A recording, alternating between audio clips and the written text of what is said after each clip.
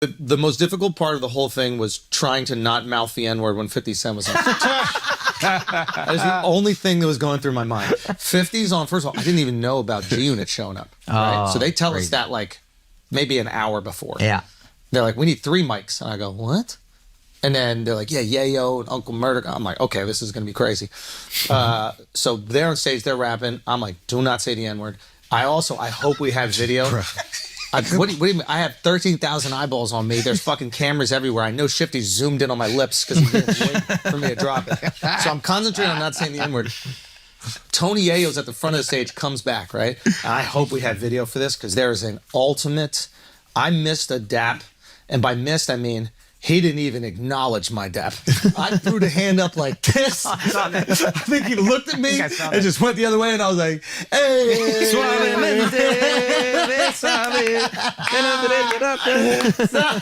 It was bad. Oh my I was God. focusing too much on not saying the N-word. I almost said it right there. No, I think we need to delete all the footage because I'm unfortunately standing directly behind 50 Cent the whole time. This is great. And I'm just in a daze. I'm like, holy shit, this is crazy. I'm like, you would dead. bro. I don't. didn't even notice. I didn't notice. Never been whiter, bro. I was like, what is? How do you dance? A white bitch on fashion. Yeah. I was in the stands dying. Don't blame it on the blackout, dog. Bro, you know that's when you're just supposed to feel the rhythm, right? When you're not thinking. Well, that's the problem. I was feeling it for the first 2 songs. And I was like, wait a second, I feel like an idiot. And then I was looking at 50. I was like, yo, I'm just gonna do what 50 Cent does because he's cool. And if I just copy him, then no one can say anything. Okay. And so 50 was doing this move where he's standing there, he goes like this, and he's getting his hips going. And so I was like, oh, that's easy to do. I'll do that. And so you just saw me do it, and I was doing the exact same thing. And if you look at 50 doing it, he looks so cool. And then if you cut over to me, I look so bad. I just look like a backup dancer the whole time. Son, I knew Mark was on fire. I had to throw my arm around him. I had to just hold him because I knew. Because Derek and I were really into it, and Mark was just alone, and he didn't know how to be too into it. But he is dead center. Oh my God. Just so in it. Funny. And the problem is, the thing whiter than what happened on stage. I need that. Oh yeah, we got to. Yeah, I need that. We got to insert this in there. The only thing whiter than what happened on stage was backstage when I was studying the songs. I have videos of this So I was with Derek and I was like, hey, what's that one song? It's like, what up, cuz? What up, cuz? And he was like, oh, what up, gangster? I was like, all right, cool. And I was going through all the lyrics to make sure I knew the lyrics because I can't not know the words. You Wikipedia before. Yeah. Because I didn't know a lot of the songs. Live life, bro. I didn't know the songs, bro. You didn't have to rap it. Don't rap the song. But at least you didn't know the beat or something. Oh my God, dude. And then when you don't know the words, when you don't know the words, just look up at the stands like you're really Taking it in. really taking it in. Yeah. What a that's moment. when I didn't know any words, I was like, wow, look at what we've done. And back to the chorus. What up, gangsta? It was unreal. Oh my God. Y'all never look whiter, bro. I'm a white guy. Derek was so excited, he pulls us both in. He goes, y'all can say the N-word. Just this one time. I give y'all permission. Y'all can say it. Tried to set you up. Yeah. Good move not saying it. He tried to drink you right there. Son, dead ass, I swear to God. Oh my God. There's one moment where I think none of them said the N-word. I think they all ducked it themselves out of like pure professionalism. Like I imagine they've done this, like they were like choreographed. Yeah. It was like really awesome to see what they were doing and really utilizing the whole stage. Like clearly they've been doing this shit for fucking Now decades. you got some more respect for rap live performances. I told you after watching 50, right? I told you the first time in Boston, I was like, this guy can shut it down. Yeah. Like it was just That was crazy. awesome. Yeah. And but they all ducked the N-word at the same time. If you had taken If I had Eric's said advice, it, yeah. I would be the only one in the arena that would have screamed it. Like if I just gronked it, if I got caught up in momentum. It would have echoed. Yeah. Stop the tape. Just crazy, just crazy. It was wild. 50's a fucking man, dude. Just to do that, like Awesome. to even Awesome. Threw So his cool. jacket into the crowd, like Through his hat, through his jacket. Yeah. signed it too. Yeah, so he signed it, and then that's whoever got Pro it. That's move. dope. Pro move. That's Right? I Unbelievable. mean, just like Yeah, I don't know. It's also it was a cool energy doing the show. I'm like hyper concerned with people having a good time. Like I really want them to just leave there going like, man, that was just the best night out. Like, and it felt really cool doing the show, knowing I had this like little ace in the hole, little treat for them. That, like the show, thank God, was going great, and then it ended. Yeah, and I looked at them and I was like, wow, they got a really great show, and then they get this. Yeah, you know, and it was just like seeing their faces was just crazy. Yeah, did you hear me say it? What? The 50 word? Yeah, we all heard it. Yeah. No, but it wasn't clear. That's why it wasn't clear. It was really cool. You said it, and I was in the crowd filming The Crowd, and a bunch of people who like maybe heard it got hyped. Yeah. And then he came out, and the whole place lights up, dude. That's unbelievable. It was unreal. Yeah. Man, I told you I was going to go see you as a fan this time, and I got... Yeah, I wanted you to go on, man. I know. I wanted to come as a fan. Also, I just dropped my whole hour, and I was like, I don't know if I got a tight 5 for the arena right now. That's a different muscle. But before that, of course you asked. Always asks. I loved it. I love you for that. I didn't get to make it to Toronto, so I was like, I want to see him first time MSG as a fan. It was your best hour. No, thank you, man. And everybody knows how much I love you and gas you and think you're so amazing. For this to be your best hour at MSG. That's a fucking amazing thing, man. And it's like, I was blown away. My wife cried. I cried. It was like a fucking awesome. The jokes were hilarious, nonstop. So thank you, so proud of you. Unbelievable, man. I was just like overjoyed. Alex and I hugged each other after the show, and we were acting like we did something. Yeah, I know. Bro, it did feel like it. Which I did. Yeah, we all made that happen. Like, this is years in the making. But 2009 or 8 or whatever the fuck we met, we really had nothing. Yeah. And then to see you sell out MSG and then deliver. That's the part that it's like people don't often deliver as they get to that level. Mm-hmm. And for this to be your best, I was like, oh man, so proud of you. Now, if I can criticize you for one thing, my seats were amazing. They were on the floor. Yeah. Seat numbers 9 through 11. What was that about? No way. What was that? Why? No seats 9 way. Why I get seats 9, 10, and 11? Bro, that was for Vala's family. How did you end up there? No. Dude, that reminds me. Remember the hotel that they? Yeah, 7-Eleven. I've gotten it multiple times, by the way. That is just terrible. Oh, that's great. He got given room 7-Eleven by the hotel. But yeah, thank you so much for just coming and being there and like. Yeah, just everything to make it happen. It is crazy to have like a sustained belief in something and dream for that long. It's like 17 years to have like one specific thing. Yeah. And then have it happen. I don't think I've really fully processed it all, but I am incredibly grateful of like everybody that showed up and the excitement of the people that want to be there for the moment. I thought that was really cool. Yeah. You know? And it was just cool. Yeah, it's just awesome, man. I don't know. It's just so awesome. Felt so grateful. Get my folks to see me there, you know. Yeah, that was so sweet. Yeah, it's just... You've been having a cool year, dude.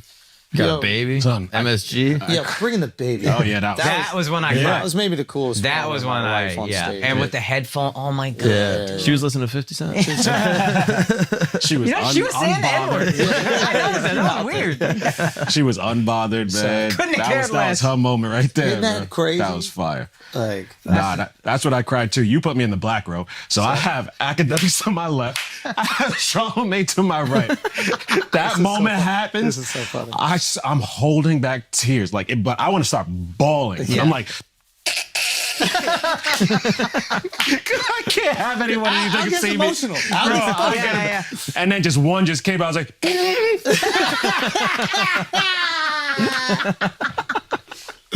that's crazy, man. That was so beautiful. I still haven't taken it in. That's so crazy, man. Yeah. It's so fucking nuts. Yeah. Madison Square Garden. Wow. Yeah. Wow. Yeah. Like it honestly, like at the end, we took a picture in the stands.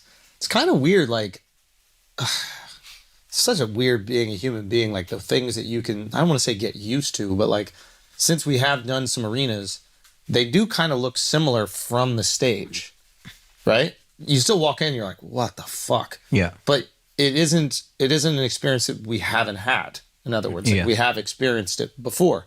Obviously, the garden means so much more. But when we went into the stands and then looked down and they were turning it into the hockey rink Oh yeah. at the end, it was just this like, what?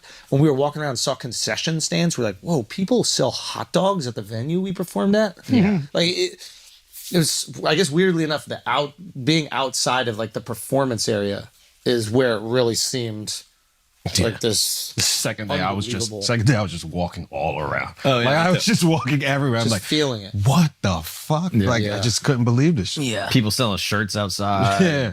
Yeah, the street vendor making money on the people coming in. Isn't this crazy? Yeah. It's like, Yeah, the bootlegs were kind of fire, bro. were they really fire. fire? Fire. Oh my God. I wish Gotta hire those motherfuckers. I bet it was the dude who made our shirt. Motherfucker, I gotta Ali, we need to talk, bro. That's actually a great hustle. You find out what shirt is going to be sold there, and then you just make your own version of it. Oh yeah. Yeah, have you been to the garden? No, I should pay attention to this thing. We should start that. We should do that instead. Yeah. Also, just how it ended up. Like the only way that show could have happened was one scenario. Yeah. I don't know if I've explained this on the pod since. No. So there was only one scenario that show happens. Okay. The Saturday show. The Saturday show. Yeah, sorry. The Friday was locked in, but the Saturday. So basically, the Knicks had to go to 6 games and win in 6.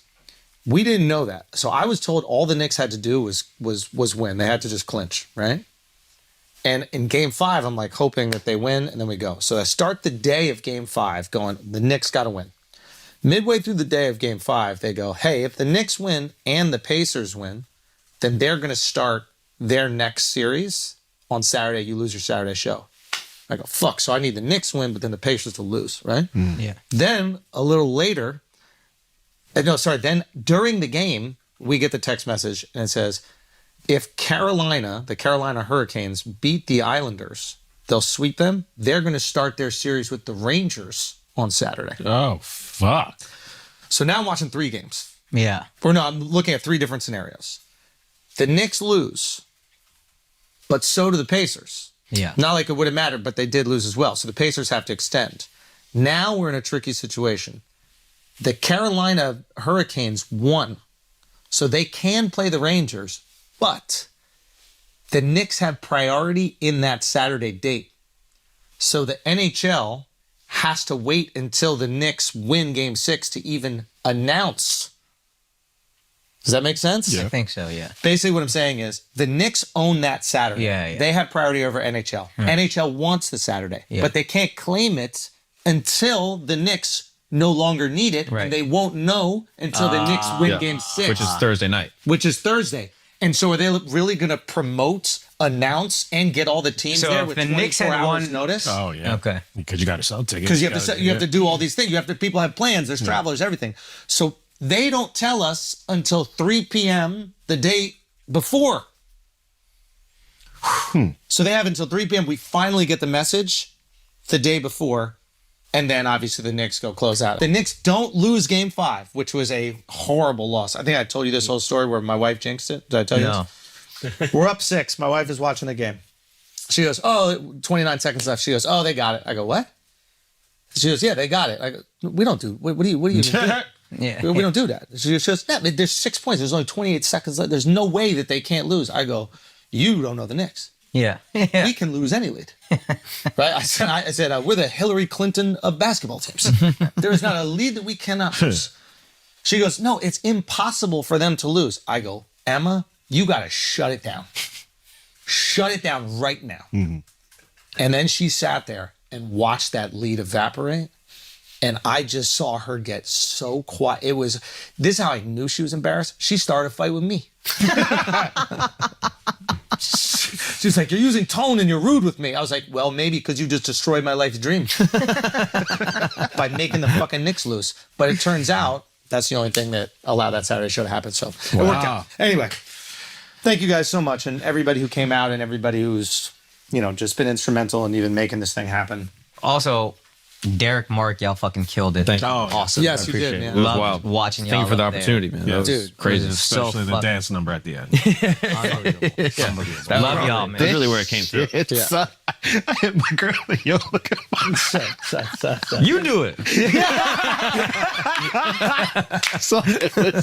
Camera down, started filming my phone. so good. Bro, it's unreal. Please send it to me. But yo, It's thank you unreal. so much, man, and thanks all the team for pulling up too. Miles, Shub, you guys aren't really on the road with us, but to like just pull up and help out in those days, that's huge. And just thank you everybody who was there. Cassetta was also there, making sure audio was good.